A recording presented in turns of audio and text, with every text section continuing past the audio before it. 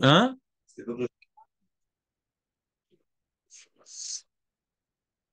Donc, on Potentiel. Potentiel en un mot ou en deux en mots? 3 mots. En trois mots, ouais. Ouais. Potentiel.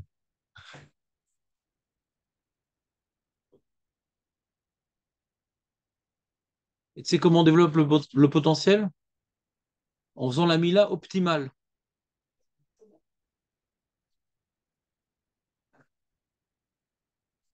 Vite, ouais. Optimale. Tu dis qu'il fallait noter. Non, tu l'as oublié déjà. Donc, les amis, on continue la Megillah Teister. Non, Dan? Non. Donc, nous, on a expliqué un petit peu le faste, le luxe, la puissance, l'abondance, la subjugation que le roi veut insuffler à ses sujets. Il veut hypnotiser ses sujets. Le vide occasionné par la disparition d'Hachem dans l'histoire des hommes, puisqu'il célèbre par ce festin la prophétie du non-retour divin dans l'histoire des hommes, d'après ses calculs. Donc l'humanité se sent libre des dieux, maintenant il veut occuper la place. Non pas pour créer une nouvelle religion, mais pour diriger l'humanité émancipée des forces surnaturelles. Le roi des hommes, pas pour remplacer Dieu, pour diriger l'humanité émancipée des forces surnaturelles. Il vient apporter avant tout l'abondance. Et nous avons expliqué que la particularité de Paras et Madaï, qui est donc l'exil qui est développé dans la Megillah, puisque comme je dis, c'est quand même un exil très très court, c'est le plus court des exils. De 52 ans, on a été sous domination perse uniquement, babylonienne 70 ans, grec plus que 300 ans, et puis après, Edom, on y est encore. Donc c'est vraiment très court. Donc Mina Shamaim, on a une Megillah sur l'exil le plus court en vérité. Donc on a un dévoilement de toutes sortes d'informations sur le contenu de l'épreuve auquel nous étions confrontés, et nous sommes encore confrontés, parce que nous avons expliqué que Malchut et Dom, elle vient cumuler les trois forces. Donc on est reconfronté au plaisir corporel qu'incarne Malchut Paras. Et là, prenez votre Megillah, vous avez une Megillah Teister? Non, tu connais par cœur, toi. Alors vas-y, je te dis un mot, tu me dis le deuxième mot. Plus dur. Et d'ailleurs, Moshe, il est mort.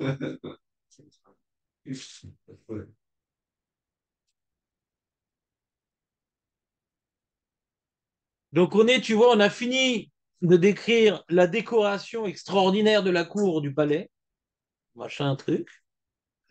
Et là est marqué, on est dans le passouk Zain, Ve'ashkois, et la boisson a été servie Bekli Zahav, dans des ustensiles d'or. On n'est plus dans la décoration maintenant. Maintenant, on est dans la buvade.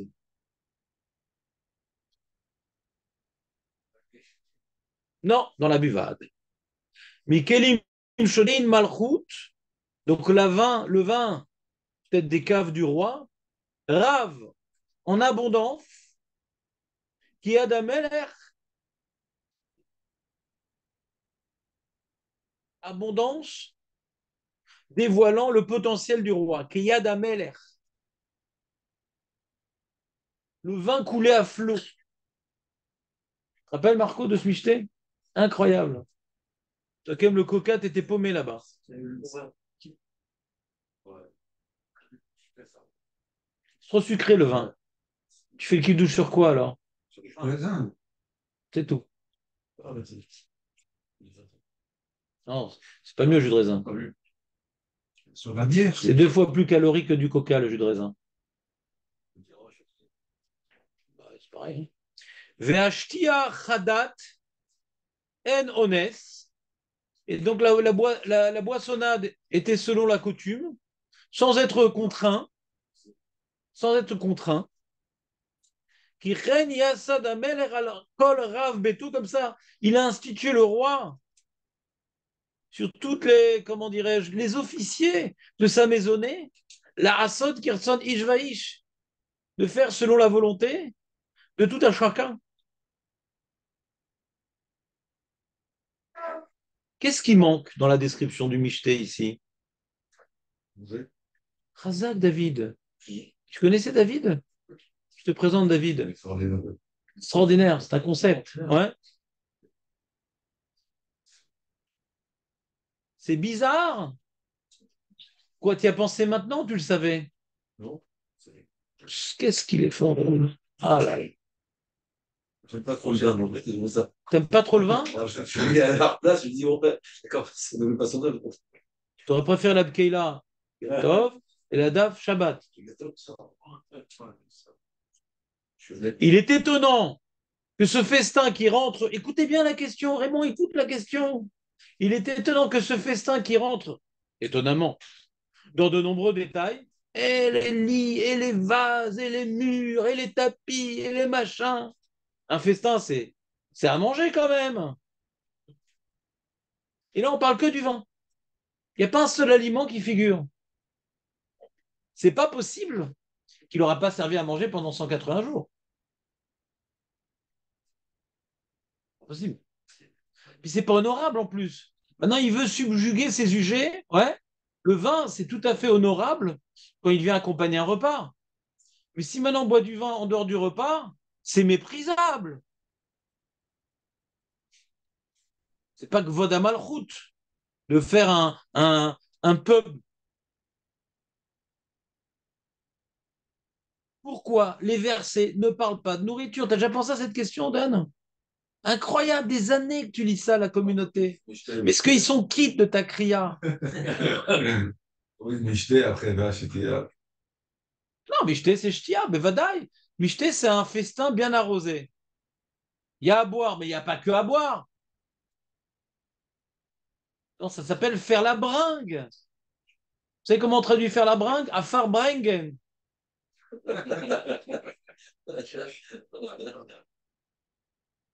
Meir, tu m'en veux pas quand même? Mais non, Mais non, je reviendrai. tant l'autre joue, ouais. Shabbat shalom. Tu passes le bonjour à ton fils, bien sûr. Profite bien. Un Michel Lubavitch alors. Oui, oui, C'est oui. l'ivresse qui est recherchée. Pas du tout, pas du tout. Où tu vas parler d'ivresse ici? Si on met en avant le vin et pas autre chose. Bah, t'as une réponse, mais elle est où dans les mots, la réponse? Rien. Tout est caché. Ben, je tiens que date N honnête, on ne les force pas. Il n'y a pas marqué Chicor une seule fois. Hein. Il y a marqué que Tov, lève, Ameler. Il avait un bon cœur, ouais, mais ça peut dire qu'il est bourré. Donc ça, c'est la question du Maharal. Pourquoi on ne parle que du vin? C'est clair? C'est une bonne question? Vous êtes surpris là.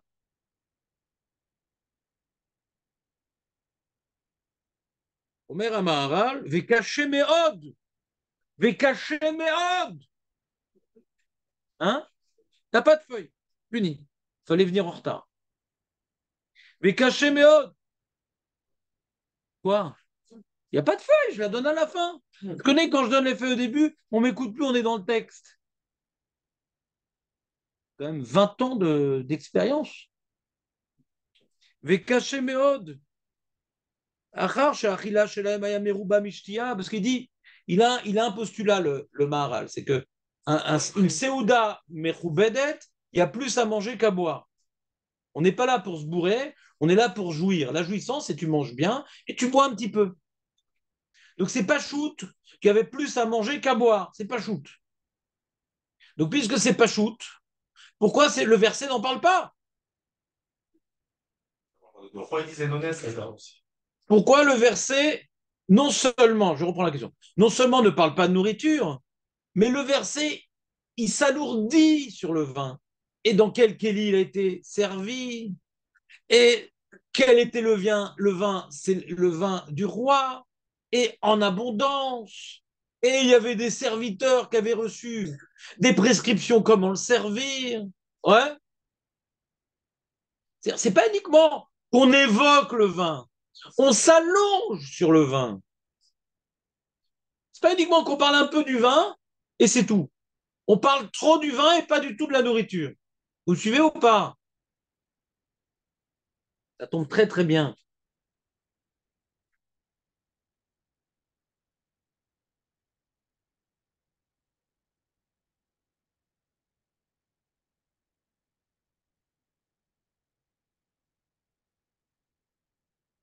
Quelle réponse? Oui, parce que l'important, c'est la joie, donc la nourriture est accessoire. Très très bien. Donc on a, donc c'est sûr que la réponse est fausse puisque la joie, c'est justement pour avoir la joie. Il faut bien manger et avoir un peu de vin. Alors que le vin tout seul, c'est pas de la joie. C'est mal à la tête, c'est être bourré, c'est pas la joie. C'est la débandade, la dévergondage. Ouais, c'est pas de la joie. Le vin, tu as un bon repas et un bon vin adapté. Toi, tu n'aimes pas le vin parce que tu sais pas c'est quoi le vin, David. Tu ne sais pas c'est quoi le vin. Parce que tu n'as jamais payé plus que 50 shekels pour une bouteille de vin. C'est pas à ce prix-là que tu auras du bon vin. C'est pas que je suis en train d'ouvrir un magasin de vin, les amis. C'est que des fois, on m'a offert une bonne bouteille de vin. Ça n'a pas le même goût, c'est tout. Ça n'a pas le même goût. Ça n'a pas le même goût. Ni l'amertume, ni le côté aigre, ni le mal de tête. Rien, c'est autre chose. Un bon vin, c'est un autre objet que ce qu'on a dans les magasins, jusqu'à 100 shekels, même 120 shekels, c'est bof. Un bon vin, c'est pas shoot. Depuis tout temps, la boisson la plus noble, ouais, qui arrive à des sommets de raffinement gustatif qu'aucun autre aliment ne peut atteindre.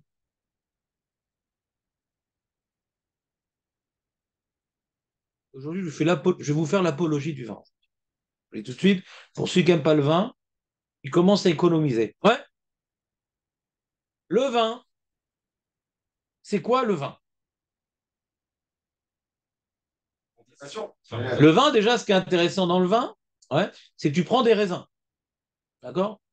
Et qu'en les faisant, donc, comment dirais-je, fermenter, tu arrives à un résultat qui est très intéressant, parce que d'un vin à un autre, le goût est complètement différent. Il y a, tu sais, toujours dans l'étiquette, d'ailleurs, je m'amuse, ils font de la poésie, les mecs, derrière. Ouais. Alors, et des touches de café, et de myrtille, et de framboise, et de cerise, et de machin, truc. Une fois même, il y a marqué avec une légère touche de couscous merguez. Ouais. Il y a tout dans le vin. Il y a des goûts pour quelqu'un qui a du goût, bien sûr. Si tu as bousillé ta langue à la Pkeila, après, tu as perdu toutes tes papilles gustatives. Ceux qui développent un petit peu une recherche, ouais, raffinée de goût, ouais, alors c'est intéressant le vin. Des fois, je suis invité comme ça par des gens qui ont de l'argent et qui servent différents vins, je goûte et tout. C'est incroyable la différence de goût, c'est incroyable. Déjà, le nombre de raisins, et tu as le nom des vins, c'est le nom des raisins, ouais. Le nombre de raisins qu'il y a, c'est un truc de fou. C'est infini. C'est des milliers d'espèces différentes. Et sur la même espèce, comment ça va être préparé par rapport à la terre, par rapport au soleil? C'est un goût complètement différent. Il n'y a aucun aliment comme ça qui comporte autant de variantes, ouais, dans le raffinement à partir d'un même élément. Qui tout simplement, qu'est-ce qu'on lui fait à cet élément? On le laisse pourrir. Et plus maintenant il est longtemps dans son tonneau, et plus il va être bon. Chose qui défie les lois de la nature. Normalement, dans la nature, il y a une érosion naturelle de toute chose. Le temps n'est pas bon, normalement. Le temps n'est pas copain avec les réalités matérielles. C'est pas copain, le temps. Et là, au contraire, le temps, tu peux trouver un vin, ouais, s'il a été entreposé dans des conditions, ouais, euh, optimales, ouais, eh bien, tu peux trouver un vin qui peut avoir 800 ou 900 8, 10 siècles, 12 siècles, et il est encore buvable. Et pas buvable, il est l'élixir de jouvence. Il n'y a pas d'autres aliments comme ça dans tous les aliments. C'est clair ou pas? On est d'accord? Déjà, j'aimerais vous expliquer, avant de rentrer dans la profondeur du vin, le pshat. Le Maral, il dit d'abord, il y a un pshat. Pourquoi la Megillah nous a parlé du vin et pas de la nourriture? Parce que la Megillah veut aller droit au but. D'après la lecture synthétique de la Megillah, nous, ce qui nous intéresse, c'est le miracle. Nous, ce qui nous intéresse dans la Megillah, c'est le miracle, le nafochou, la guerre, le machin, le truc. Hachem, il était là alors qu'on ne le voyait pas. C'est ça qui nous intéresse. On rentre dans le détail des psukim, mais globalement, la trame, c'est quoi? Il y a eu un miracle, Marco. Et le miracle, il a commencé par le Michté, où, curieusement, le roi a tué sa reine. Curieusement, il a envoyé des missives pour que la femme respecte son mari, des missives débiles. Ces deux éléments-là vont être très utiles pour la suite de l'histoire, ouais, puisque du coup, Esther va arriver au pouvoir. On expliquera que grâce au fait que Vashti, elle a fait ce qu'il a fait, lui, il a fait ce qu'il a fait avec elle, etc. C'est pour ça qu'il a eu l'idée folle de prendre cette femme mystérieuse qui était Esther. Donc le mystère, on en a besoin pour la suite du miracle. D'accord? Allô, Marco? Ouais. On a besoin. Et probablement que le vin a une grande part qui est Tov Lev Aïn Lev Ameler Bayain, le fait qu'il ait bu, c'est ça qui lui a poussé un petit peu à faire cette demande osée, de demander à sa femme de s'exhiber nue devant, pas uniquement les princes, mais devant le peuple. Ouais, chose bizarre quand même. C'est une chose bizarre. Jonathan, c'est très très bizarre. Pourquoi? Le roi, il a essayé de subjuguer ses sujets parce qu'il remplace entre Dimi Akadosh Baruch et le kavod et la puissance et l'argent. Et le dernier jour, il se comporte comme un babouin. C'est quand même bizarre, quand même. Donc le vin y a participé. D'accord? Donc quelque part, la Megillah, d'après le Pshat, nous rapporte différents événements qui sont différents puzzles, pièces d'un même puzzle. Le festin a besoin de parler du vin pour comprendre ce qui s'est passé. Donc après le Pshat, il dit le Maharal, déjà, on parle du vin parce que c'est l'élément essentiel qui a amené le miracle, qui est la suppression de Vashti et ce qui va suivre. D'accord? Ça, c'est le pipchat. Mais il dit, ça ne suffit pas. Ça, c'est le pipchat, mais ça ne suffit pas. L'homme speak. L'homme speak. Vous avez compris le pchat? Marco, t'as compris? Ouais. Ça ne suffit pas. Parce que comme je vous ai dit, il ne faut pas qu'évoquer le vin. On rentre dans le détail. Quel kéli, mais quelle est la quantité? Et c'est la cave du roi. Et il a nommé des officiers pour s'occuper de chacun, machin. Qu'on voit que c'est pas que le passou qui évoque le vin et pas le reste. Il s'alourdit sur le vin. Et d'après le Pshad, on ne devait pas s'alourdir sur le vin. Vous comprenez ou pas? Donc le Pshad ne répond pas entièrement au problème. Tu me suis, David, ou pas? Très bien. Tu me suis, Marco, ou pas? Très bien. Tu me suis, Nathan, ou pas? Elle n'a pas dit très bien. Pourquoi tu n'as pas dit très bien? D'accord. Tu distinguais de tes camarades? Ouais. Tu suis ou pas? Ben oui, toi, Jonathan. Combien de Jonathan? Bien sûr. Et là, le Maharal, il nous dévoile un grand secret. Est-ce que vous sentez capable d'écouter ce secret? Bevadai, Ayayin, Yeshbo, Kavod. Bacher, Ayayin, Mesamer, Lev, Adam. ובני אדם אין בשמחה מן היין, וגם כי חמרה וריחה פיקחין, שנותנים לאדם חוכמה ודעת. Le vin ouvre l'esprit, comme il est écrit, Zacha, il rapporte la Gemara, Naase rosh, lo Zacha, Naase rash. Si t'es zoré, le vin, on ne parle pas de se bourrer, ouais. Une chose, de manière mesurée, Consommer avec modération. avec modération. Zacha, Naase rosh, te donne la tête. Lozacha Naserash, c'est un charcolo.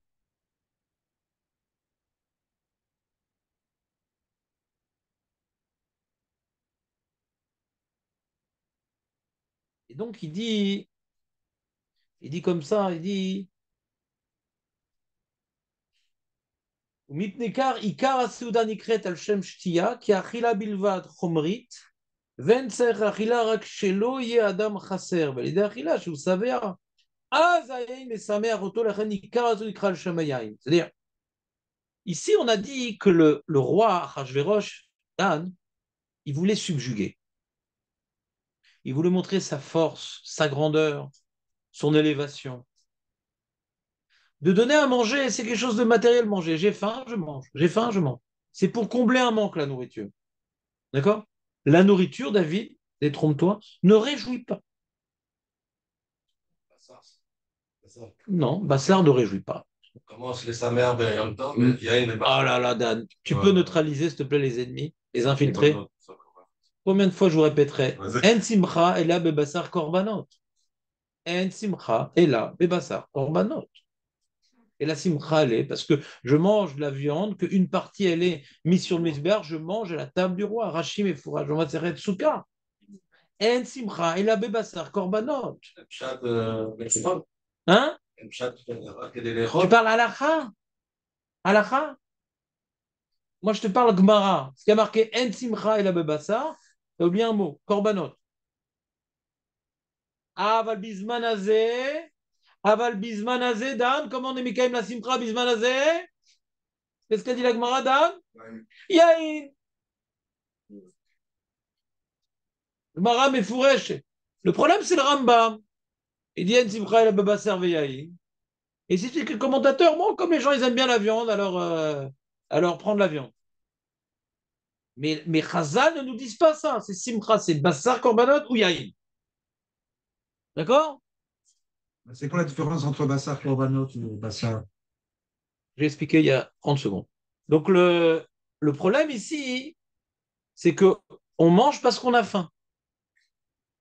Moi, j'aimerais ne plus avoir faim. Ça serait sympa comme ça. Ça me fait perdre du temps de manger.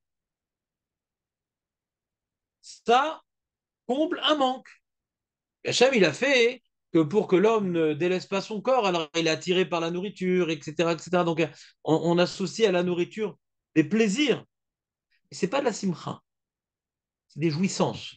Il y a une différence entre désir et joie. La nourriture, il y a un désir, ouais, à une ta'ava, pas une simcha. Tu comprends ou pas? Quelqu'un, il a faim, il a plus faim. Quand il a fini de manger, ouais, est-ce qu'il est content? Non. Il a plus faim. Il a enlevé la faim qui était en lui. Est-ce qu'il est content? Quand il mange, il est content. Mais après qu'il a mangé, il est content. Le vin, après qu'il ait bu, il est bien. Il reste quelque chose. On est à la différence ou pas? Je me rappelle être rassasié, quoi. Non, c'est pas pour être rassasié qu'on prend du vin. C'est pour pénétrer, ouais, dans une dimension d'ataraxie. C'est un drôle de mot, ça. Oui, je sais. De plénitude de l'âme. Je me sens léger. Je me sens bien. Alors, il y a des gens particulièrement matérialistes que le vin, ça les tasse encore plus. Ça s'appelle prends ta tasse de vin. Ouais, il se tasse encore plus. Et il y a des gens qui sont plus spirituels. Alors le vin vient ouvrir en eux, ouais, une certaine légèreté. Ça les libère au contraire de la pesanteur corporelle. Zara Naserosh. Lo Zara Naserash. Il y a un dévoilement, comme tu dis, le sod. Il y a un sod. Ça dévoile une pnémiout, le vin. Aucun autre aliment comme ça. Le whisky, non. Le whisky, c'est maca. La boucha, c'est maca. C'est une maca. C'est une maca, c'est un coup. C'est un coup au cerveau. Le vin, il n'y a pas beaucoup d'alcool dedans. Mais c'est un mélange d'alcool et de goût. Tu vois? Un bon vin, il n'a pas un goût agressif. Un bon vin, il n'est pas agressif. Il est mishtalev ima Adam. Il dit le Maharal, la gématria de Adam et Yaïm, c'est la même. C'est l'aliment le plus proche de l'homme. 45 et 110. Voilà. Alors, c'est pas du tout la même chose. Il dit non, le nombre d'années de l'homme, ouais, et le vin, hein, c'est la même, 70. Et pourquoi? Parce que l'homme, avec l'âge, il se raffine. Le vin aussi. Plus le temps passe et plus le vin se raffine, c'est-à-dire il se tasse, les éléments matériels se dissouent et ça devient quelque chose d'autre. Tu vois, il y a des choses qui sont en nous quand on est jeune, qui sont des énergies éparpillées, et avec le temps, on trouve leur place. C'est pas qu'elles disparaissent, elles sont spiritualisées. Tu me suis ou pas? Je- T'as envie de boire du vin du coup? du tout. Non, du tout. Non, il y avait quand même, il y avait quand même une. Enfin, j'ai l'impression que vous parlez plus du vin d'aujourd'hui que du vin de l'époque. C'est pas sûr que c'était le même vin à l'époque. Il était beaucoup plus fort, beaucoup plus aigre, beaucoup plus. Il était très très fort le vin de l'époque, c'est pour ça qu'on mettait de l'eau. Ouais. Le bad vadaï. Mais ça ne veut pas dire qu'il était aigre. Shonara. Non, Shonara. non, je veux dire dans le sens où il n'y a pas cette même perception qu'aujourd'hui. C'est-à-dire, il est doux, il est raffiné, il est. Vraiment aujourd'hui, c'est. Ça dépend où tu l'achètes. Chez Lorica, C'est une bonne remarque, David. Mais les chachamim de l'époque, qui disent de diluer, font ce jvar sur le vin. Donc tu ne peux pas dire que c'est le vin d'aujourd'hui qu'on fait ce jvar. Donc, c'est quoi le vin fait ça, ouais? Il rend joyeux, etc. Regarde, je te lis encore un autre Maharal, puisque vous n'avez pas la feuille. Mais la mettre chez Kol Echad Echad Ishkaou Yain Gadol Mimeno Beshanim. La Gemara, elle dit que Keratson Ish Vei, chacun il a reçu du vin plus âgé que lui. Il avait des caves, le roi, Baruch Hashem, bien fourni. Il dit voilà, donne-moi ta Théodat Zéhout. Et il donnait en plus du vin de chaque pays. T'es de France, du vin français. Ouais. T'es de Belgique, trempe tes frites dedans. Ouais, donc chaque pays avait son vin, chaque région.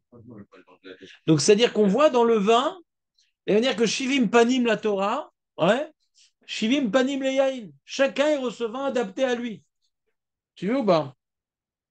Viesh Lema, Yesh Sheila, il demande le Maharal. Lama Sadavar Ze. Pourquoi le roi il a fait un truc pareil, de donner à chacun un vin plus âgé du pays de chacun? Pirosé qui a yain mitiaches le Adam. וכמו שהוא עניין היין, כך הוא עניין האדם. כל זמן שהוא ישן יותר, דעתו צלולה, דעתו צלול. L'homme et le vin ont point en commun, le temps est bénéfique. Pas pour le corps, le temps n'est pas bénéfique pour le corps. Tu te rappelles, Marco, quand tu sautillais, tu dansais le rock'n'roll? Le temps n'est pas bénéfique pour le corps. Il est bénéfique pour l'esprit.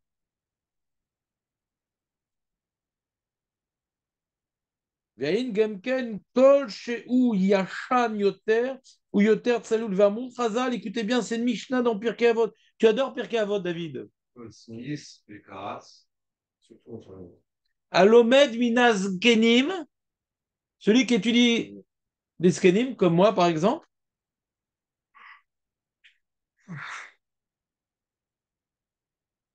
Keilou shote yain yashan, elle dit la Mishnah dans Avot. Keilou shote yain yashan. Pirash nous est כי דעת הזקנים צלולה והשכל שלהם כמו יין ישן שהוא זך וצלול, ואם נתן לזקן יין שאינו כמוהו, היה זה גנאי לו, כלומר שאין דעתו צלולה עליו. וכך נתן לכל אחד יין שהוא ישן יותר ממנו. C'est-à-dire, il a voulu, en donnant du vin plus âgé que la personne, quelque part, ce repas-là aurait manqué de kavod s'il n'y avait pas ça. Il voulait que ce repas soit mechoubad. Il voulait que ce repas soit libéré des connotations de bouffe. La grande bouffe. Ce n'est pas une grande bouffe. Parce que ça aurait été un repas de bouffon. Il veut que ça soit un repas royal, d'un roi tout-puissant, qui remplace des dimensions spirituelles.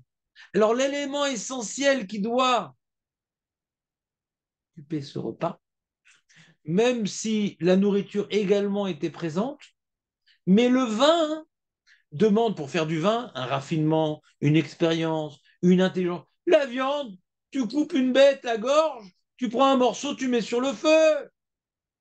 Alors c'est vrai qu'il y a des cuisiniers français qui te mettent et tout. T'as une super grande assiette, un petit bout de viande comme ça avec une grosse carotte. Ouais. Alors c'est vrai qu'il y a toute une chorma de tarnaquet. Ouais. Avec des mets, je ne sais quoi. Mais dans le vin, hein, ça fait appel à une intelligence. Déjà, pour la préparation, mais aussi, ouais, dans la dégustation, ça fait appel à une intelligence. C'est-à-dire que quelqu'un qui n'a pas de goût, ouais, il va être particulièrement, ouais, euh, frustré dans le vin. Quelqu'un qui a du goût, alors ça fait appel à son intelligence gustative, le vin particulièrement. Mais en vérité, il se fout de la tête du monde, le vin.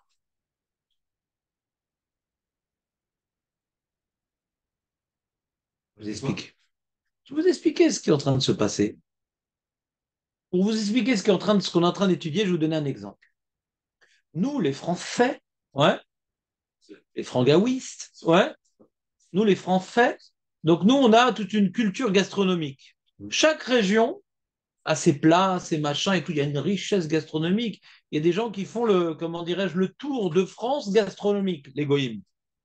Et c'est mamage, des préparations, des goûts, des éléments, des aliments, des combinaisons, des trucs, machin, machin. Et à la fin de leur tour de France gastronomique, ils se sentent particulièrement cultivés.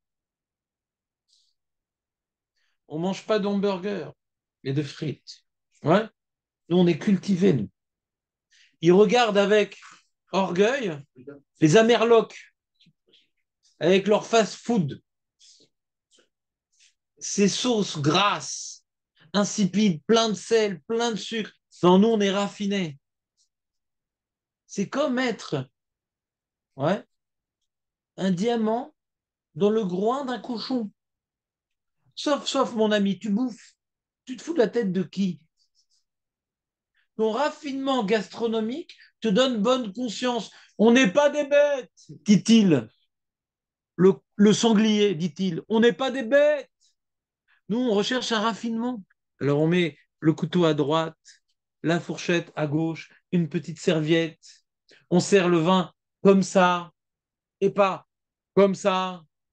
Il y a une petite serviette sur le bras du serveur. Ouais. Il y a plein de codes. Il y a toute une religion autour de la nourriture. Mais pourquoi tout ça? Mais pourquoi?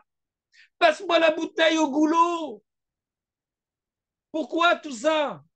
Pour étouffer la mauvaise conscience de ressembler à un animal. Quand on mange, c'est la chose la plus bestiale qui peut nous arriver dans la vie. On mange, ça raconte. Ouais, on mange. Mais quand on mange avec des règles, une propreté, il y a des choses qu'on fait, il ne faut pas qu'on nous entende mâcher. Il faut apprendre à mâcher de manière silencieuse. Il ne faut pas que la bouche s'ouvre.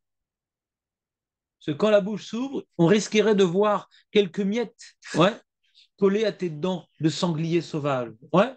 Tu manges le potage. Il ne faut pas rôter. D'accord? Il faut essuyer délicatement avec une petite serviette nettoyée à 240 degrés, hein, stérilisée. D'accord? Les petits résidus de salive contaminés, ouais, du bout de la lèvre. C'est une maîtrise déguisée. C'est un camouflage de sanglier. La Gemara nous dit à quoi ressemble Paras. Je vais vous demander, elle écrit tout cette Gemara-là. Interro surprise.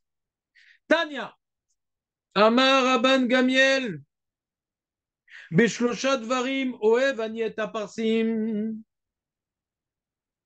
Em Tsunuim Ba'achilatan, sont tsanoua dans leur achila.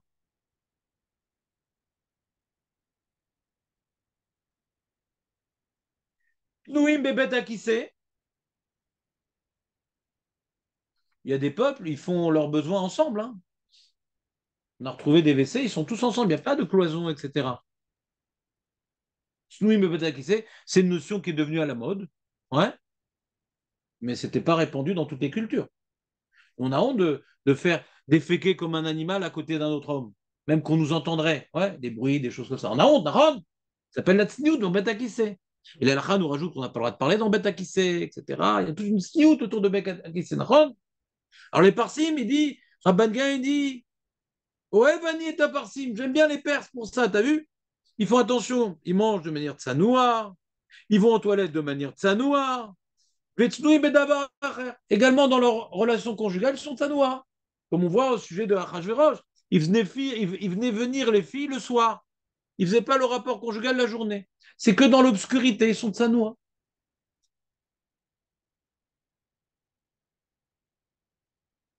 Anit siviti les mekudashai. Il rapporte un passage Anit siviti mekudashai, Taner Rav Yosef. Elu aparsim amekudashim mezumanim lageinam. La Gemara, elle conclut, elle dit, voici les Perses qui ont une place de prédilection dans les enfers. Attends, je comprends pas. J'aime les hein. Ils sont de Sanois, c'est bien. Hein. Et donc, ils ont une place au chaud. On a vu cette Mara ou pas? Attends, on n'a pas vu ce Hazak, je vois que tu révises de temps à autre. Brachot d'Afret Amoudbet. On avait fait, donc. Brachot d'Afret Amoudbet. Chet ou blet. Oui, David, vraiment, est-ce que tu penses que tu vas pas pouvoir te retenir? Sans Mérila. Ouais. On a autant de codes que la description que vous avez faite juste avant. Très bien, on continue. Kazaï. On continue. Tu m'as déçu profondément, David.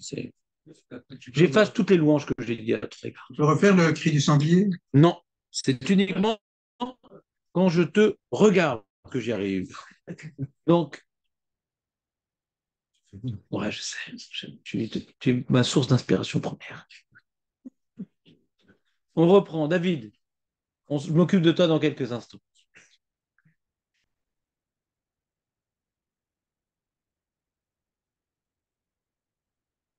On a vu une bara la semaine dernière qui douchine 72A. Tu es né en 67, mais là c'est 72A. 67, non, tu es né 68, mince. 72A. Tu es né en mai, peut-être? Incroyable. Mai 68. Hein? Le 3 mai en plus. Saint-Germain. À Saint-Germain. Purée. C'est pas des dents, t'as des pavés sous la plage. C'est vrai. Allez, on reprend notre sujet, soyons sérieux. Donc, 72A. Kiddushin. Qu'est-ce qu'elle dit la Gemara dans Kiddushin? Je vous la lis ou pas? Je ne l'ai pas rapporté. Oui, on l'a fait la semaine dernière. Que les Perses, ils ressemblent à des ours. Ouais. Ils se gavent comme des ours. Ils sont gras comme des ours. Ils ont des longs poils comme des ours. Comment ça marche?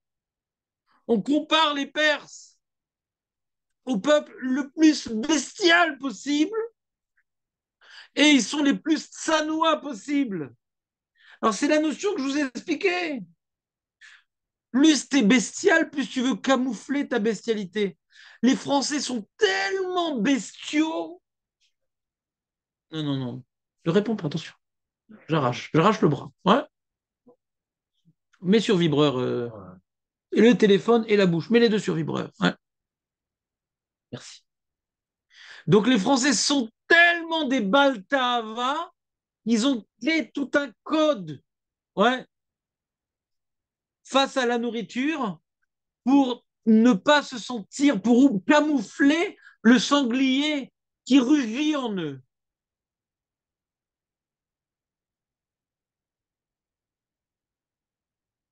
À un tel point qu'ils osent critiquer les autres habitudes gastronomiques comme étant bestiales et primitives. Comment cette idée-là ou pas, Dan? C'est marrant. C'est pour ça qu'il place. Non, c'est moi. Comment? C'est ça qu'il place son gain, non? Voilà. Parce que s'ils n'avaient pas ce raffinement, un homme, il n'aime pas ressembler à une bête. Un homme, il n'aime pas ressembler à une bête. Au bout d'un moment, on dit, on n'est pas des bêtes, il faut arrêter. Quand tu arrives à un extrême de bestialité, alors ça te fait te poser des questions et tu te remets en question, d'accord?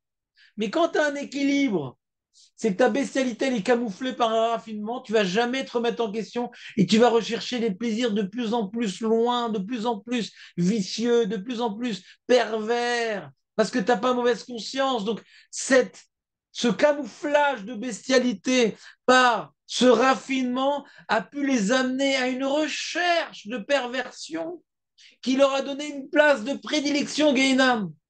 C'est clair, Marco, ou pas? Parce que ce qu'on apprend qu'ils vont pas avec les femmes le jour, c'est Arachvéroche qu'amener comment dirais-je, les candidates à être reines la nuit.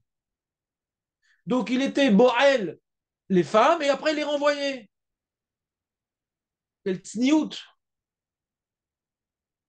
Il goûtait à la marchandise et renvoyait. Donc on voit que la même notion de nuit, elle est hideuse. Il faisait ça la nuit. Et c'est hideux.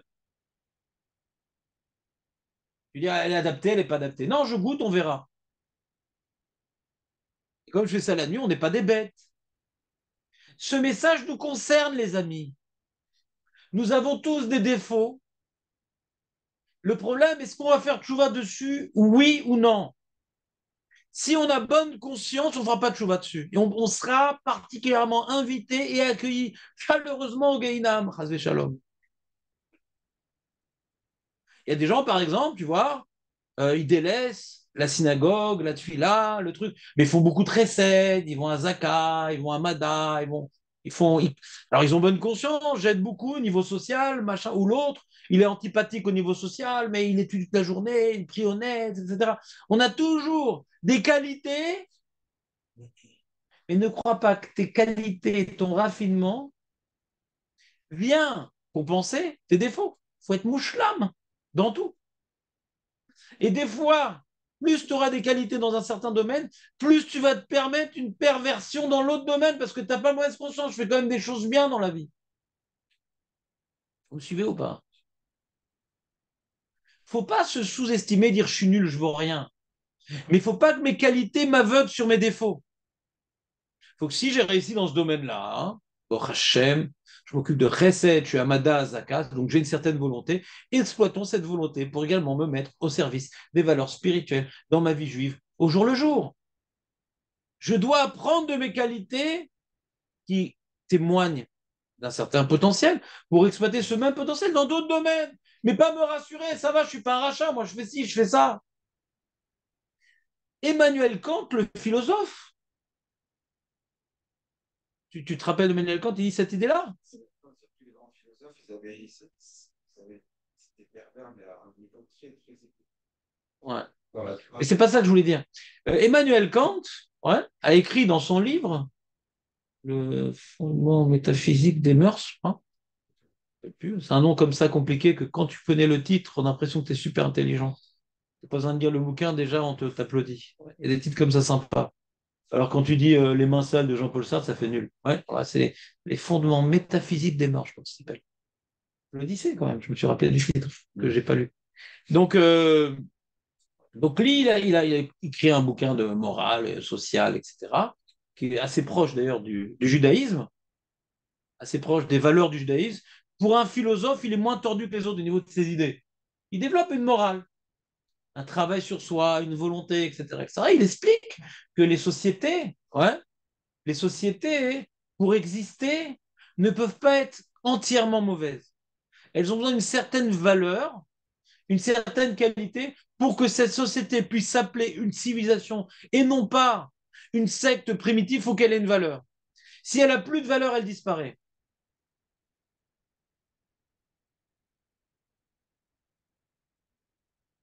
Il donne un exemple.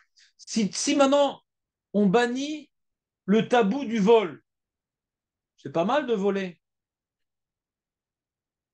Si maintenant le vol n'est plus considéré comme quelque chose de négatif, ouais, alors ça ne sert plus à rien de voler. Parce que je ne pourrais pas garder ce que j'ai volé. Il n'y a plus de propriété. C'est-à-dire le mal tue le mal poussé à l'extrême. Si tout le monde vole, il y a des gens qui vont dire, mais c'est mal le vol. Lui-même, c'est un voleur, mais il a envie de garder ce qu'il a volé. On ne peut pas développer une notion entièrement mal. On a besoin d'un petit peu de bien pour que ça tienne. Vous comprenez ce que je veux dire ou pas? C'est comme le Razan nous dit que pour qu'un mensonge y passe, il faut qu'il y ait une part de vérité. C'est comme Internet. Il y a des gens, mais pourquoi vous êtes contre Internet, vous les rabbins? Marco, pourquoi vous êtes contre Internet, vous les rabbins? Il y a des cours, il y a de l'histoire, on peut faire plein de choses. Les cours du Pour que rabbinat. quelqu'un, pour que quelque chose se perpétue, il faut qu'il y ait du bien. Mais est-ce que ça valait la peine qu'Internet rasve shalom? Ça détruit des familles, ça détruit des neshamos et ça continue à détruire. Il était préférable que nous continuions à aller à la poste pour payer notre facture d'électricité ou d'eau qui nous prenait du temps. Mais le temps qu'on perd sur Internet est incomparable par rapport au temps qu'il nous a fait gagner. Mais s'il n'y avait que du mal, des Netflix, des TikTok, des bêtises, des choses pas de sanois sur Internet, tout le monde l'aurait banni. Il faut qu'il y ait du tov pour que ça existe. C'est pareil dans les civilisations, c'est pareil dans les choses fonctionnelles, c'est pareil en nous-mêmes. Qu'est-ce qui nous empêche de faire tchouva? C'est nos qualités.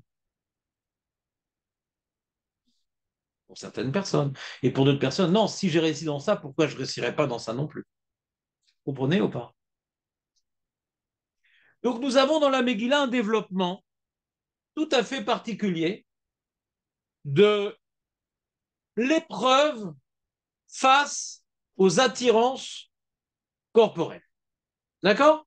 Les attirances corporelles ont comme, comment dirais-je, barrière, on n'est pas des bêtes. Si on fait les choses de manière complètement pervertie, en particulier nous les juifs, on va être vite écœuré et ça ne va pas tenir. Vous comprenez ce que je veux dire ou pas? On va vite écœuré, je suis une bête. Je ne peux pas continuer à vivre comme ça, on n'est pas des bêtes.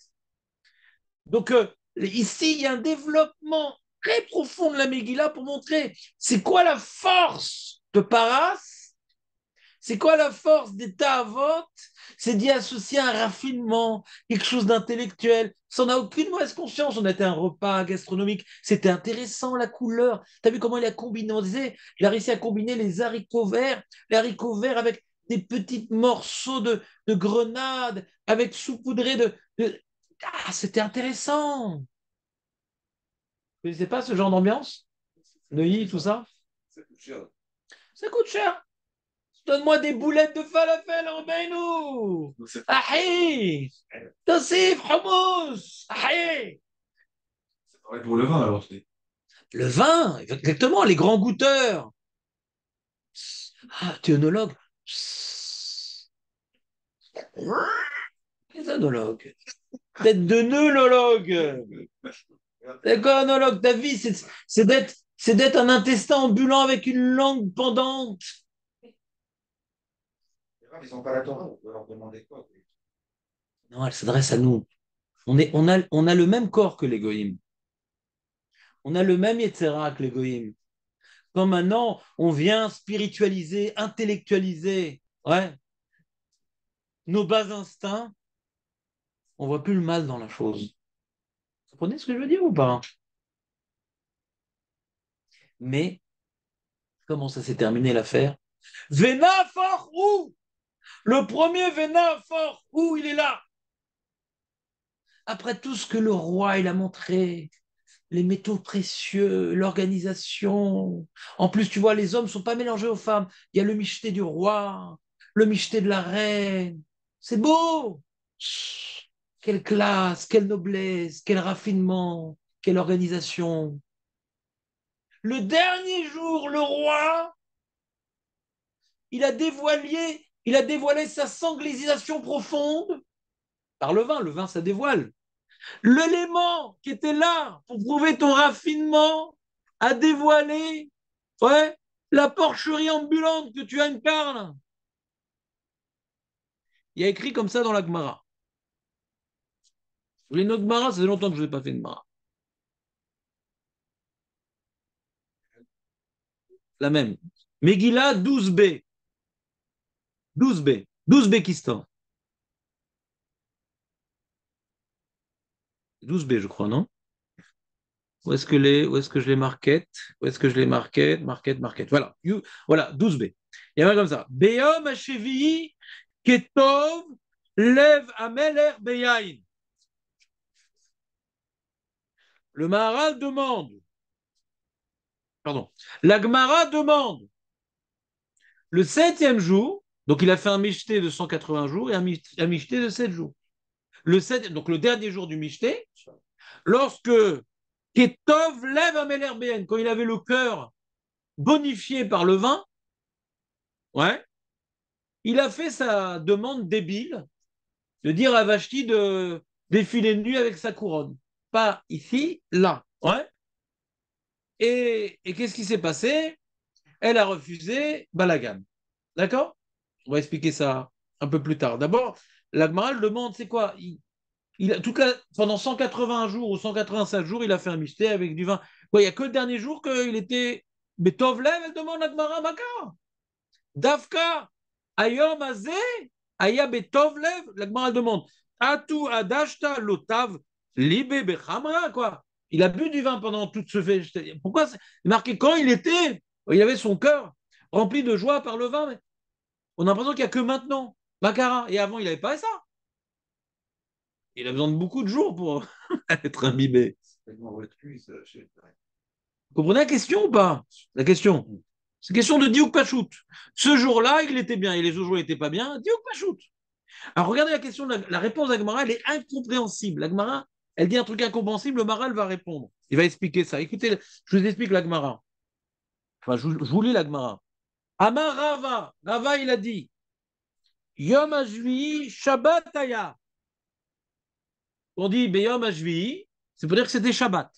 Alors que ça change Shabbat. Écoute bien. Tu as connu cette Mara, Moshe? Tu as connaissé ou pas? Chez Israël, Ochlin Veshotin. Quand les Juifs, ils mangent et ils boivent Shabbat, qu'est-ce qui se passe? Matrilim Bedivre Torah, ou Bedivre Tishbachot. Bedivre Torah, Tishbachot. Ouais. El Galil, El Galil. Zag. C'est pas Shabbat, retiens-toi.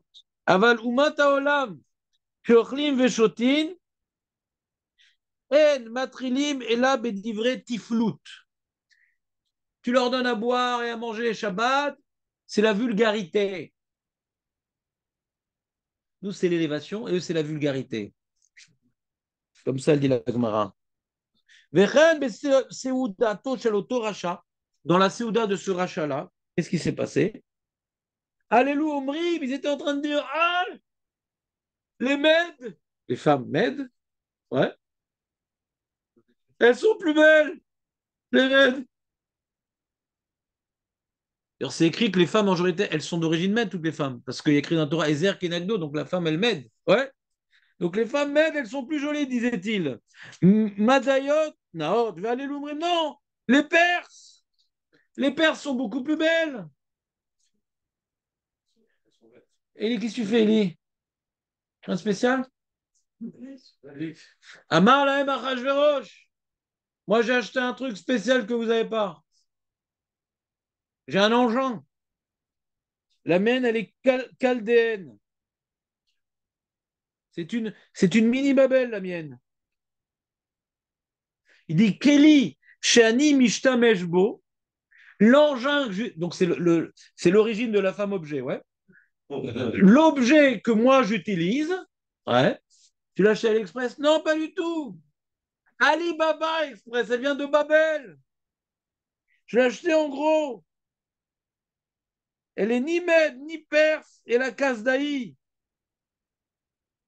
Kasdaï, c'est qu'il a casqué. Redsonchem, Lirotav, vous voulez la voir? Mon machin? Vous voulez que je vous l'exhibe, mon machin? Un molo, ben ouais, pourquoi pas? On n'a jamais vu une Kasdéenne. Au Bilvad, chez Théarouma, on cache rien. Parce que si tu l'enveloppes, on ne peut pas savoir après ce que ça vaut. C'est bon, les mecs. J'envoie. Allez, les eunuques. Allez chercher l'objet. La chose. La chose. C'est là l'origine de la chose. Ouais. Adkan d'Ivragma. Quel rapport? Bon, la Gemara continue un peu après, il dit pourquoi c'était Shabbat, machin. Parce que Vashti, elle travaillait les femmes juives nues, donc elle a été punie, elle a dû défiler nue à Shabbat. Ça. Mais avant cette partie-là du développement de la Gemara, la Gemara elle a posé une question, mais pourquoi il était particulièrement joyeux ce jour-là, mais tous les jours il devait être joyeux par le vin, pourquoi ce jour-là? Dit, réponse parce que c'est Shabbat, les juifs, eux, ils font des divrei Torah, et les goyim, ils racontent des ch'tuyot. C'est quoi la réponse? Vous comprenez, il y avait une question, Marco, il y a une réponse. C'est quoi la réponse? T'es avec nous, Marco, ou pas? Alors, le Maharal, il explique. Chazal mefarshim, ki yom hashvi raoul hashlama. Shabbat, c'est un jour de shlemut. Shvi'i, il explique le Maharal la différence entre Shvi'i, ça vient du mot zvia. C'est un jour de rassasiement. Hachem était Vayar Kitov, il a vu, il était rassasié. Le 7, c'est le rassasiement. Shvi'i. La shlemut, c'est un jour de shlemut. Yazma. אם כן, יקשה לך למה היה זה ביום שבת. אם משום כי דבר זה מלמד זכות על ישראל. Non, c'est pas un זכות. רק חז"ל באו לומר, יום השביעי הוא מיוחד להשלמה. C'est ça qui a marqué lève המלך, כיוון שכל עצות המלך בשביל שיהיה אדם מושלם. Tout ce qu'il a fait comme Seuda, c'est pour rêver à la shlemut. Et là, il est arrivé au dernier jour. Donc, c'est la shlemut de la shlemut qui était à Shabbat.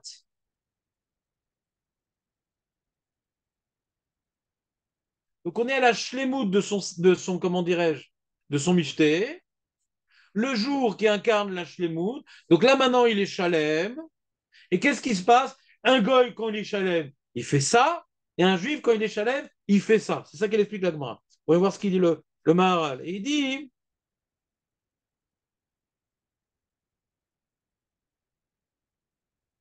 תכלית השלמת האומות דברים גופנים, כי האומות הם גופנים בעצמם, ולכך כאשר הם מגיעים להשלמותם, הם דבקים בגופנים לגמרי, עד שאלו אומרים וכולי. Très, très intéressant. Un homme, quand il arrive à être bien, il est naturel. Il y a une expression, chasse le naturel, il revient au galop.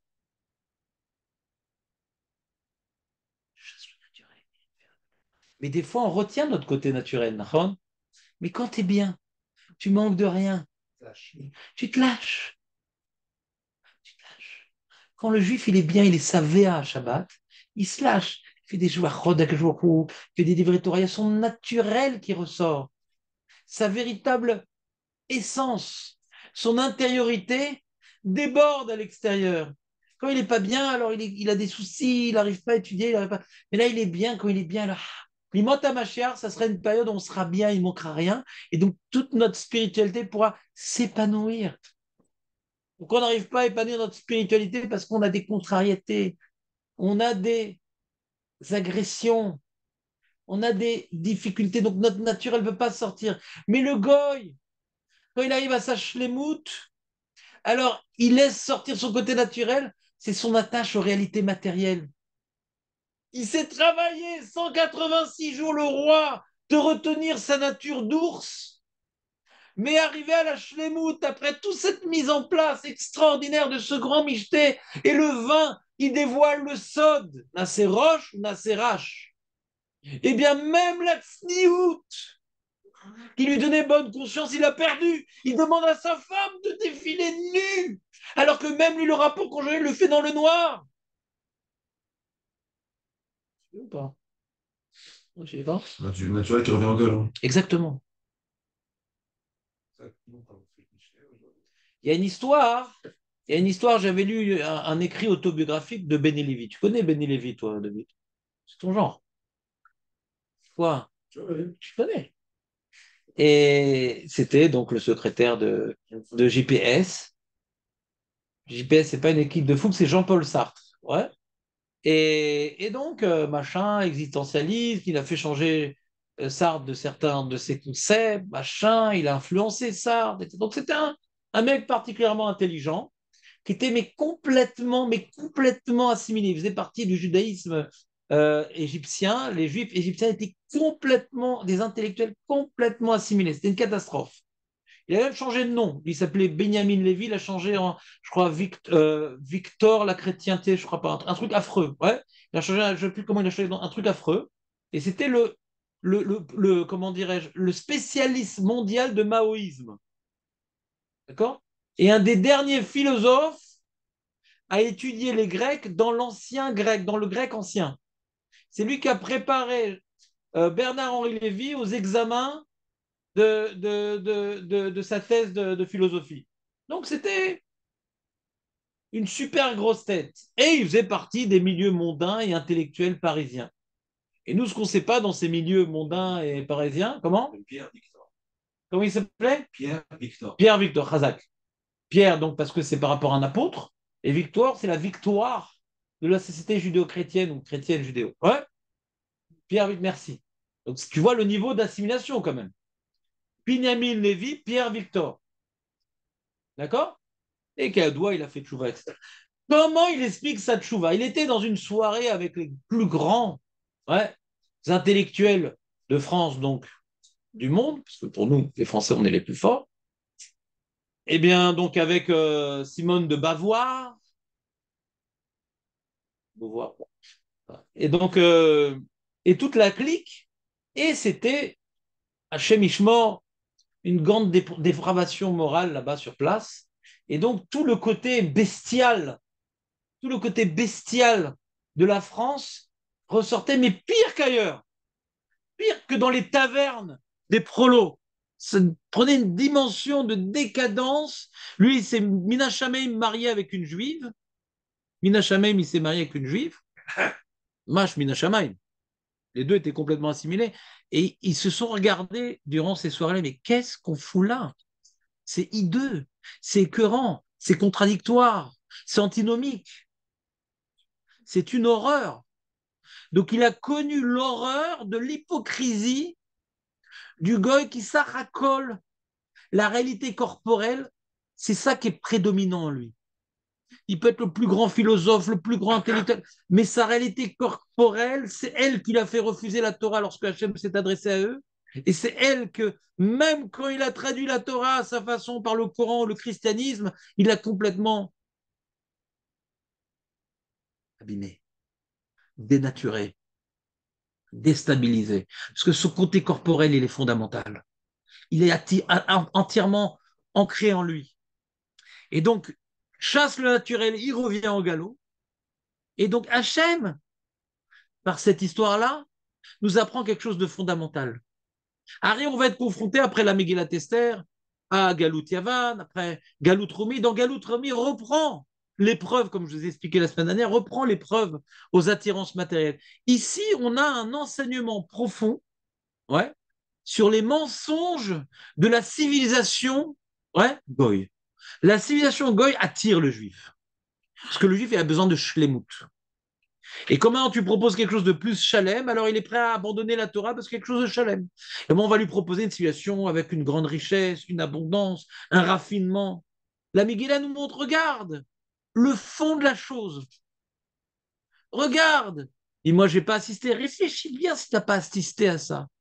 Réfléchis bien dans ton vécu, dans ta vie, si tu n'as pas eu des situations dans lesquelles ces gens qui viennent s'élever au-dessus de notre peuple et qui disent incarner des valeurs, incarner un vrai raffinement, est-ce que tu n'as pas vu ces contradictions toi-même? Ici, on nous amène à porter un regard différent sur le monde. Ici, ça nous travaille, ça nous donne les outils de lutter contre l'assimilation qui vient nous, les goïms qui veulent nous subjuguer. Mais regarde que derrière tout ça, il y a une recherche de plaisir.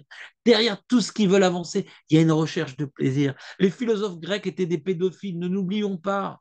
Derrière toutes leurs grandes idées, il y a une recherche de plaisir.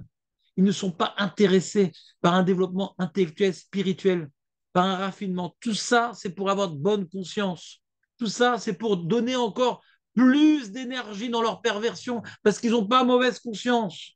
Est-ce que nous voulons participer à cette mascarade, à ce mensonge, à cette vitrine qui ne représente rien? Donc le vin, reprenons donc les questions du début, et voir comment on essaie d'y répondre. Ouais. Ça fait du bien?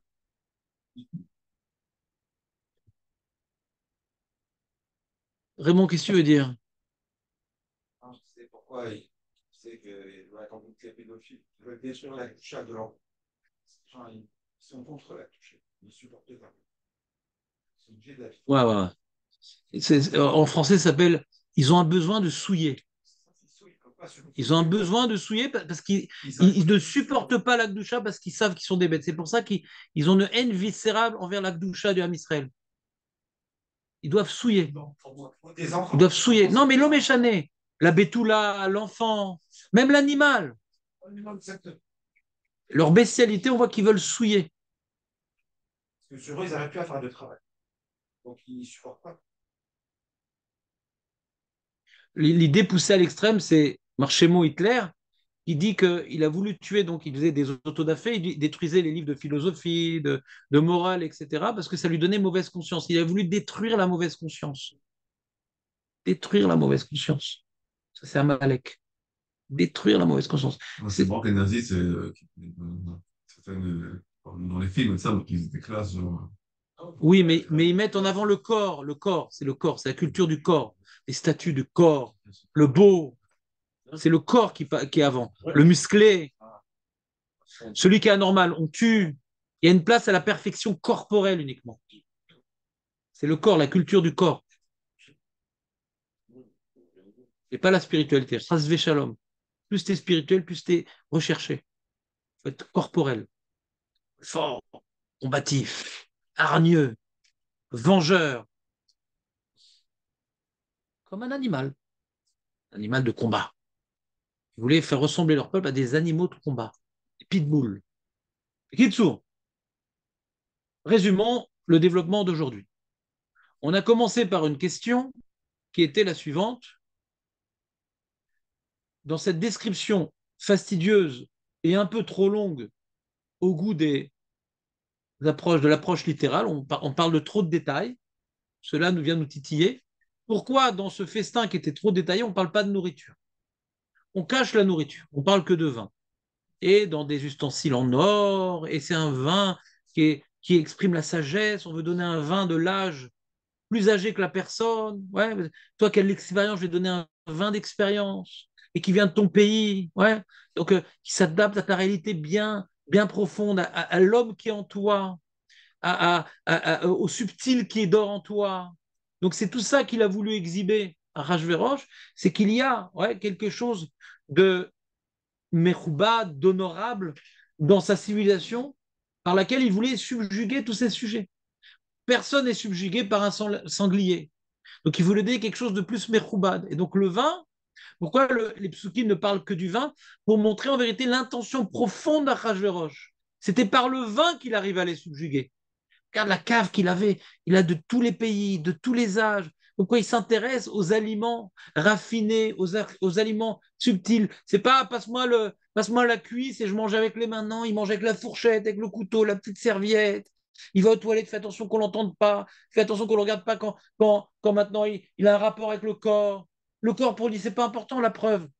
Le vin, la tsniout. Non, donc lui, pour lui, l'élément matériel, c'est pour donner des forces. Je suis là pour Azanatakol, Mefarnatakol, je donne la matérialité au monde pour donner des forces. Mais c'est quelque chose d'honorable, c'est quelque chose de civilisé, c'est quelque chose de raffiné, de subtil. Donc c'est ça qu'il voulait présenter. Et aujourd'hui, les héritiers de la Perse, c'est la France. La gastronomie, toute la subtilité, tout le raffinement, toute l'intelligence. Un chef de cuisine réputé, il a une notoriété comme un philosophe aujourd'hui. Il a une place très, très respectée, le chef. Ouais. Vous savez ça, ouais.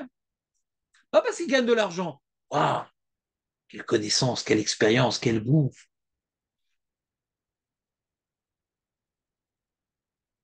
Et pourquoi on nous développe tout ça, hein? Parce que c'est un message pour nous.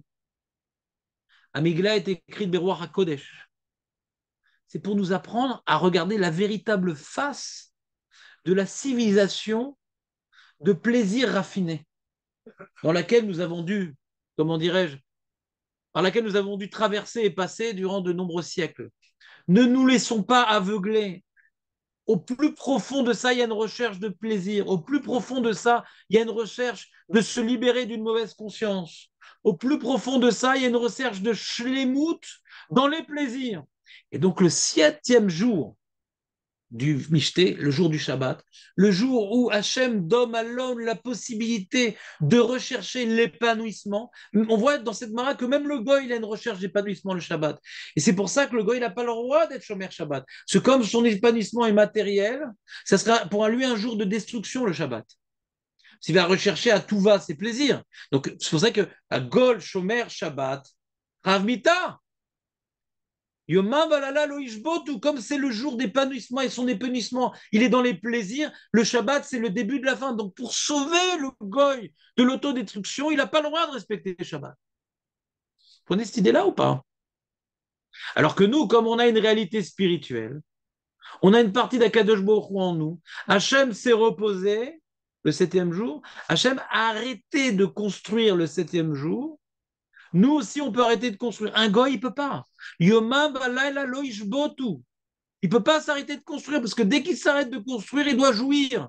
Soit il travaille, soit il kiffe. Soit il travaille, soit il kiffe. Soit son corps est utilisé pour la construction, ou soit son corps est utilisé pour la jouissance. Mais il n'y a pas une réalité spirituelle.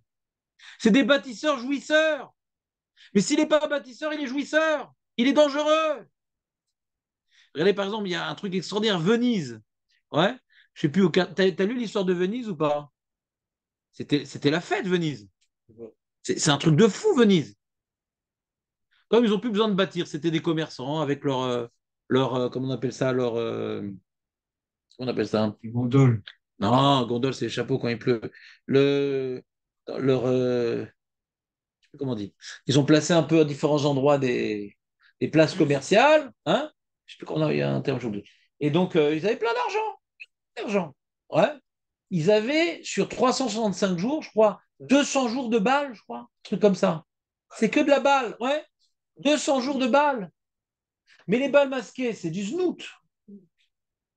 Du tout. C'est-à-dire, ils n'ont pas de travail parce qu'ils n'ont pas besoin. Et c'est des commerçants, ils ont placé leur place commerciale, etc. Donc, qu'est-ce qu'il fait? Tu peux imaginer, toi, 200 jours de jouissance. Au bout d'un moment, on est écœuré. Nous, déjà, les Avdil et les Avdalot, des fois, la moyen de manger, machin, on en a marre un petit peu. Ouais? Vous comprenez un peu? Mais lui, ça, lui, il Ensof! Ensof! Qui? Ah non, ils s'en plaignent pas. Ah, ils s'en plaignent pas. C'est leur épanouissement, la recherche de jouissance. Nous, au bout d'un moment, on en a marre. Béni Lévi dit, mais qu'est-ce que je fous là? Le gars, il se pose pas la question, qu'est-ce que je fous là? Logique, non. Comment? Bon, ça, il est pour nous, pas pour Mais voilà, c'est que pour nous le message de la Megillah. nous. Surtout que l'exemple que vous donnez, je crois bien, puisque le point culminant de leur fête, c'est ça va pas le masquer. Ils sont cachés, se cachent tout C'est une sniout, parce que si maintenant ils savent avec qui ils vont déambuler, etc., ils ont honte. Ils ont honte. Donc on n'est pas des bêtes, on met un masque. Razak. Le Shabbat, c'est un peu comme le vin, il vient dévoiler aussi sa nature. Badaï, le vin, il t'amène à dévoiler les choses vers lesquelles tu veux t'épanouir. D'accord? Nous, à Pourim, on fait un michté avec du vin. Comment on a pu imposer de boire du vin? Ça dévoile la grandeur du Ham Israël. On peut imposer à Ham Israël de boire du vin parce que Ham Israël ou Kadosh, Ham Israël ou Rouchani. Donc, le vin, normalement, ne devrait pas poser de problème. Globalement, pour l'Ham Israël, vu sa nature.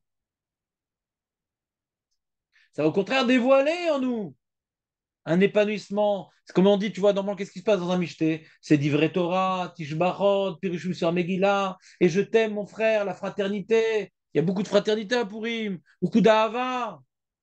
Celui qui se comporte violemment, etc., ou il a une maladie. Il y a des gens qui ont des maladies, donc il y a des traumatismes qui ressortent par le vin, ou bien peut-être qu'il a fait une mauvaise conversion. C'est vrai qu'il y a une différence entre le vin que nous on fait quand on se douche, et eux qui font leur Nazara, ils mettent dedans, dans le vin, ce qu'ils sont vraiment, eux. Il y a une vraie différence entre les deux. Eux, pour le vin, ça représente le sang. Bon, c'est le sang. Ils voient le sang dans le vin. Ouais. Nous, on voit le sod. Le vin, c'est il y a quelque chose qu'on vient C'est honorable le vin. Pour les gens honorables. Alors, c'est vrai que le vin, comment dirais-je, un Cohen qui a bu du vin, il ne peut pas faire la voda, parce qu'ils ne sont. Ça s'oppose à la ira. C'est-à-dire, le jour de Shabbat, c'est pas un jour de ira, c'est un jour de simcha, etc. Mais quand tu es Dayan ou quand tu es Cohen, tu vas faire la voda, c'est un moment de ira.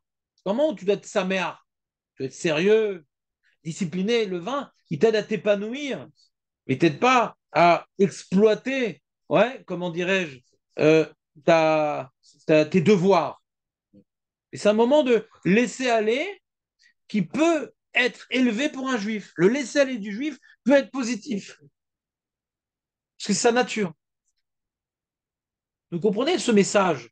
On est en train de donc expliquer en quelques semaines que ce michté, en vérité, ouais, il est pour nous un message très profond, ouais, très profond, pour apprendre à lutter contre l'influence perse qui continue à exister dans le royaume de Édom.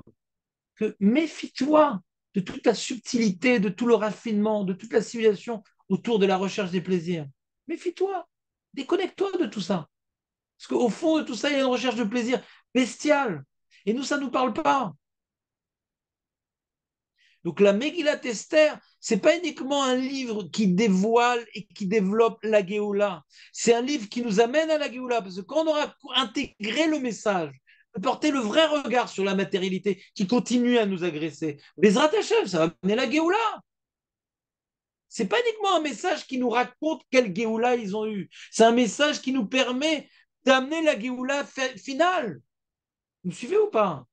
Il y a un message ici, un dévoilement de la réalité qui nous agresse. Tu vois, par exemple, tu vois, au niveau maintenant vestimentaire aussi, des vêtements, des trucs, des machins, Christian dehors, machin, des trucs, les femmes, elles s'achètent des trucs, mais c'est de la prix de soude, mais comme elles sont habillées dans un truc, elles se sentent classe. Tu vois, si maintenant elles sont nues, donc si elles sont complètement nues, il y a une différence entre comme elles sont habillées, elles sont nues, il y a une différence de 15% de couverture. Ouais.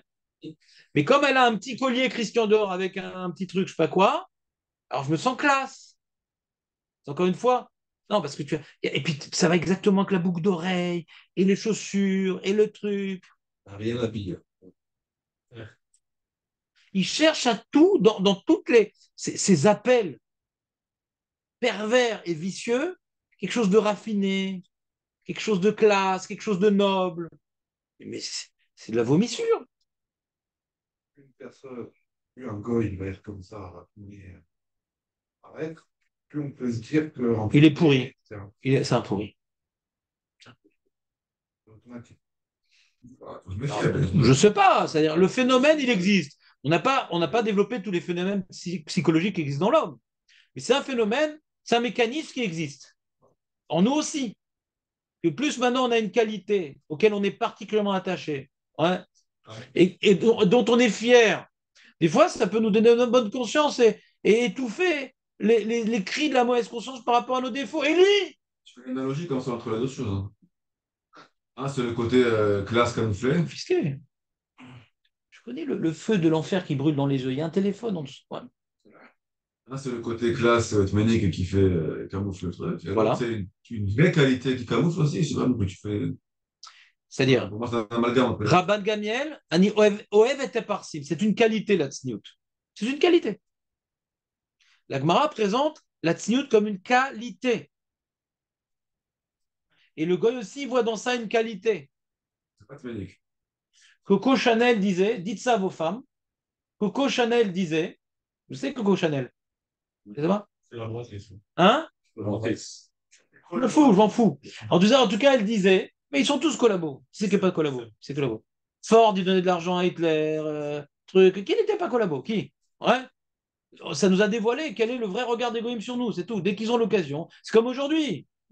Ah, c'est pas de la légitime défense qu'on fait. On y dit, on fait la Shoah, on fait le rapport à l'Holocauste. Le rapport à l'Holocauste. On essaie de tuer des Mechablim, des fois on tue des civils, qui sont potentiellement des Mechablim, mais ça ne veut pas l'admettre. Et quel rapport à l'Holocauste? Donc, ils racontent n'importe quoi. On voit que c'est des menteurs. C'est des menteurs. Et pour avoir bonne conscience, il faut donner de l'aide, etc. Mais eux, quand ils ont besoin de faire une guerre, ils massacrent tout. C'est le même mensonge qu'on voit dans la Megillah, on le voit en permanence. Permanence, on le voit. Et Kitsour.